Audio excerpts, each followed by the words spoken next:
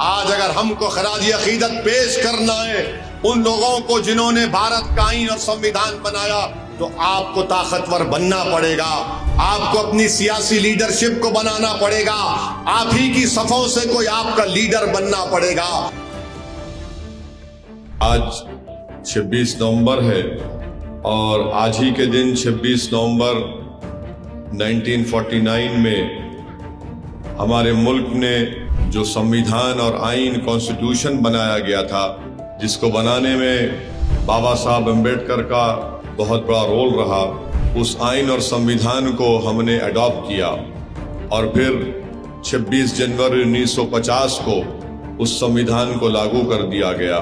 मैं ये बताना इसलिए ज़रूरी समझता हूँ कि जब हमारे बुजुर्गों ने, बाबा साहब अम्बेडकर ने संविधान को बनाया, भारत की आईन को, कॉन्स्टिट्यूशन को बनाया, तो उस संविधान को बनाने से पहले इस मुल्क में आवाज सिर्फ दौलतमंदों की थी या उन लोगों की थी जिनके पास जमीनात थी या फिर वो बड़े बड़े ऊंचे खानदान से उनका ताल्लुक होता था।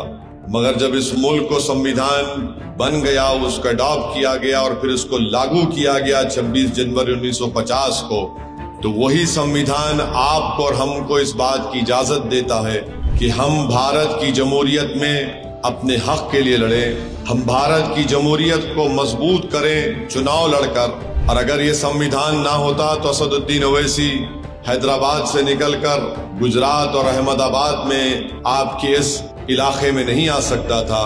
मेरे अजीज दोस्तों और बुजुर्गों, फख्र करो अपने आप पर, और अगर कोई आकर आपको डराता है तो आपको डरने और घबराने की जरूरत नहीं है। भारत हमारा था, हमारा है और रहेगा। हमको कोई देशभक्ति के सर्टिफिकेट नरेंद्र मोदी, अमित शाह से लेने की जरूरत नहीं है। ये कोई नहीं था जब हम इस मुल्क के लिए लड़ रहे थे। संविधान बना तो बाबा साहब अम्बेडकर ने संविधान बनाया।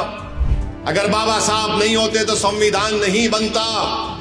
यही बाबा साहब अम्बेडकर ने संविधान बनाया और कमजोरों से कहा, मजलूमों से कहा, दलितों से कहा, आदिवासियों से कहा, अल्पसंख्यक मुसलमानों से कहा कि मैं तो संविधान बना दिया हूं, अब तुमको इस संविधान को इस्तेमाल करके अपने मुकद्दर के फैसले करना पड़ेगा, तुमको ताकतवर बनना पड़ेगा। मैं तुमको वोट डालने का इख्तियार दे रहा हूं, तुम वोट के जरिए अपनी लीडरशिप को पैदा करो, अपने कायद को पैदा करो, ताकि तुम्हारी आवाज इस देश के पार्लियामेंट और विधानसभा में गूंजे। आज अगर हमको खराज अकीदत पेश करना है उन लोगों को जिन्होंने भारत का आईन और संविधान बनाया, तो आपको ताकतवर बनना पड़ेगा, आपको अपनी सियासी लीडरशिप को बनाना पड़ेगा, आप ही की सफों से कोई आपका लीडर बनना पड़ेगा। तभी जाकर हम मौलाना अबुल कलाम आजाद को खराज अकीदत पेश कर सकेंगे, तभी जाकर हम बाबा साहिब अम्बेडकर को खराज अकीदत पेश कर सकेंगे।